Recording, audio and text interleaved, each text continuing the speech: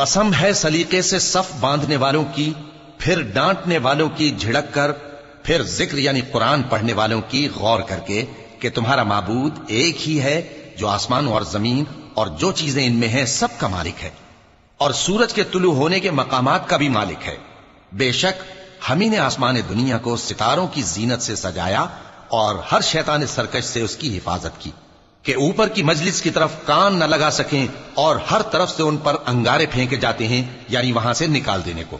اور ان کے لیے ہمیشہ کا عذاب ہے۔ ہاں،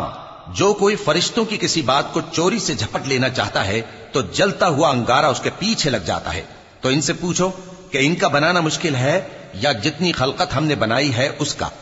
انہیں ہم نے چپکنے والے گارے سے بنایا ہے۔